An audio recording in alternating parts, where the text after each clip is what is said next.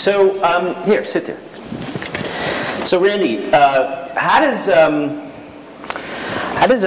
platform, how does a site that was basically started as a way for college students to check each other out turn into a platform for protest movements, human rights movements, social change?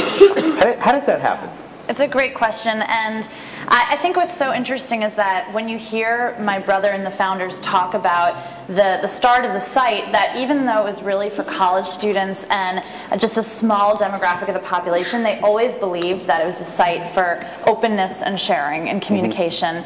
And as it grew, they saw that people not only wanted to connect with people that they cared about, but they really wanted to connect with issues and causes that they cared about.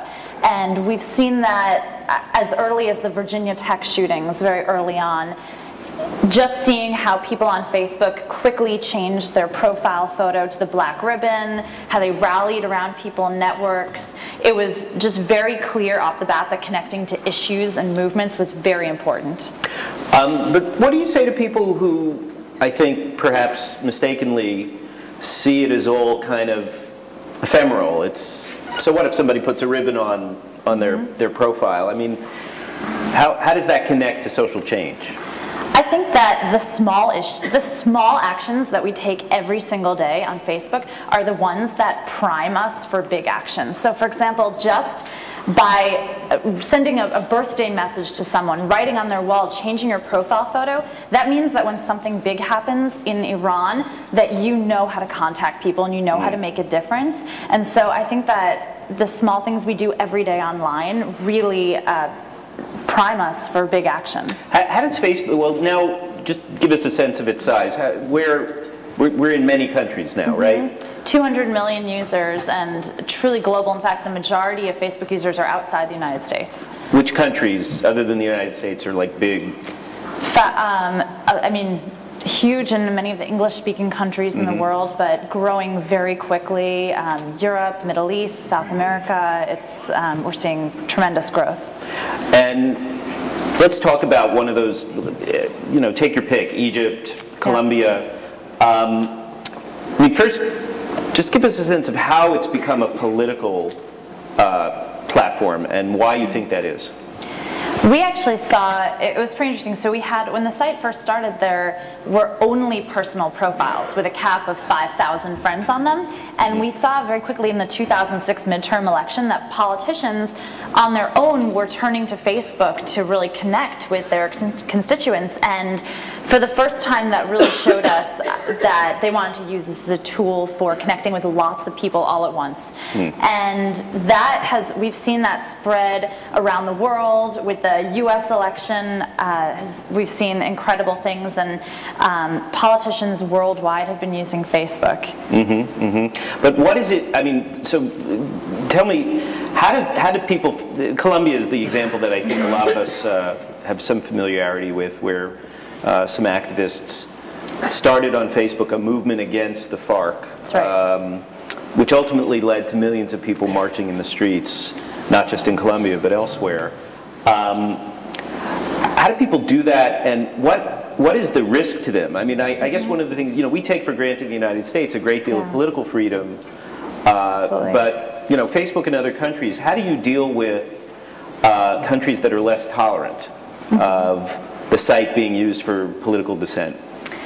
I think it's a really interesting point, and especially what we've been seeing in Iran is that people are really using Facebook to communicate personal messages, and that's something that's so beautiful about Facebook, is that you don't have to broadcast everything. You can really communicate on a one-to-one level, and which is so important when you're in a situation where messages are being tracked and people are being but I also think that what happened in Colombia is such a powerful example too, and I know that Alec is talking about this afterwards, so I don't want to steal his thunder too much. But what's amazing again is that it was started with a private group on Facebook of people who were just really passionate about what was going on and making a difference, and then spread very organically to millions of people around the world. talk about Iran some more. What can you give us a sense of how Facebook has played a role, how people are using it? Mir Hussein Musavi, for example, is his Facebook page. What are you seeing? You know, I don't know how much behind the scenes you can really give us about the fight over control of those pages and access to those pages. Does the company have to get involved in trying to protect usage? Do you verify that that's actually, you know, Mir Hussein? I mean, how do we know that it's being used the way people think it's being used? So we are actually not involved in the page at all, but what we have seen is we actually expedited the launch of Farsi as a language on Facebook, and we've been seeing that a lot of the posts on that page are in Farsi, which at least leads us to believe that these are Iranians who are using this page to communicate, whether they're inside or outside the country. And we've seen that page grow from, I think, 2,500 people before the election to over 100,000 now. So at least people are using this as a main place on Facebook to organize. So let me see if I get that straight. Because here in the United States, if a politician has a page on Facebook, you've actually created sort of an official way for them to verify that, right? I can't just create the Barack Obama page. That's right. Right? That's right. But in this case, in Iran, the Musavi page, we think is Musavi's page, but it's not like Facebook in Iran has, you know, checked it out and made sure that it's him. That's right. Right. This is brand new territory, and it looks as if it is an official page, but you know. Right. And what have you done anything in terms of the government trying to you know, block Facebook's use in countries? I mean, are there places where people can't create a page, or and what's your position about that? I think it's very disappointing. I think our data has shown that our usage in Iran has dropped by over 50%, and that which leads us to believe that people in the country are definitely having difficulties accessing the site. And especially as someone who spent a lot of time working on the US election, we really saw that leading up to the election, right after, people really turned to Facebook and social networks as a place to organize around candidates and discuss information. And so more than ever, this is a time when people need to have the ability to just organize with each other and share and connect around things, and I feel disappointed that they don't have that ability. Controversy I wrote something about a couple of weeks ago. There was this issue of just the extent of free speech allowed on Facebook. I don't know how much you want to get into that, but what are the limits in how far people can go on the site? And how do you deal with those tough cases where somebody with a very unpopular point of view, like people who deny the Holocaust, you know, where do you come down on that?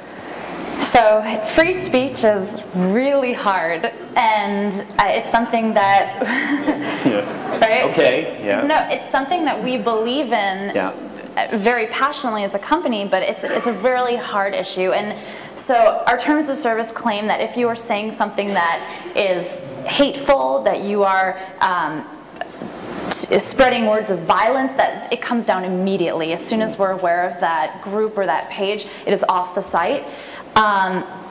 When you have a site with over 200 million people, there are people, you know, who are going to say things that are controversial or that you don't agree with, or that personally may make you furious or upset. But just because they say that doesn't mean that it's hate, and doesn't mean that we should be censoring it. And so it's a very difficult line, and that's where we are right now, and that's why I say free speech is so hard. Is there a regular process for appealing if a page is taken down? I mean, one of the things that we've talked about here at PDF in the past, it came out at a conference 2 or 3 years ago. You might call it habeas corpus for online social networks. In other words, you know, because in a way, you're like a new public arena. I mean, it's a private company, but at the same time, you are a public sphere.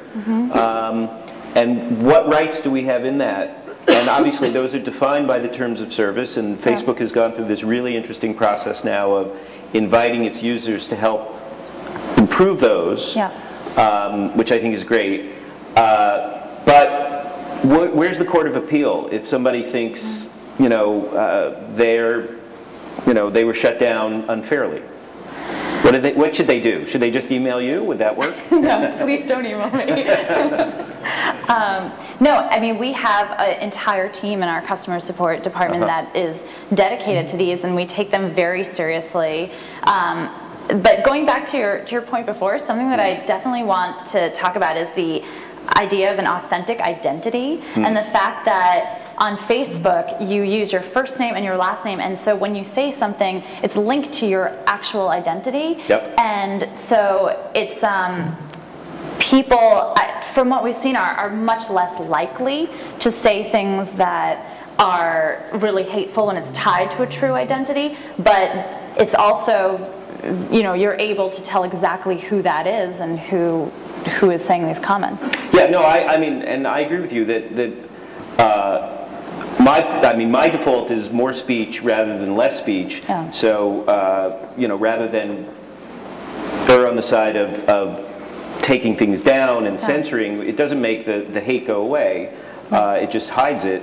And if people do have to own their own words and have a profile picture that is them, and they're going to express things that are really, really disturbing, that perhaps we can address that in a more direct way than trying to act like it doesn't exist and we're going to hide it. But I think this question of fair treatment for people who think their accounts get blocked or locked on them for other resions. There are organizers who have been friending people too quickly, and I think it trips a switch in your algorithm that it looks like spam. It isn't spam, but right. So what is their recourse if they want to? And in that case, we would, given a reasonable situation, they would be fine to reactivate their account. But it's important to have those systems in place so that we do protect the majority of users from people who would be abusing the system. Okay. Last question, and this is meant to help segue to Alec, and then we'll come back and have time for the audience too. It started in the United States, and it's culturally, Facebook is very much an American product, right? And yet, as you said, most of your users now are not in the United States, right? The majority are outside. So is there, any kind of cultural translations that you've had to do, modifying the site, explaining how people use it? I mean, what have you encountered as, you're all over the world now talking about how it's used and hearing from Facebook users. So that's right. What do you think that this phenomenon, 200 million people, it's the 7th biggest country, right? If it were a country. What is that? Are people being changed in some way when they spend so much time through this American filter, if you will, or is it something else now?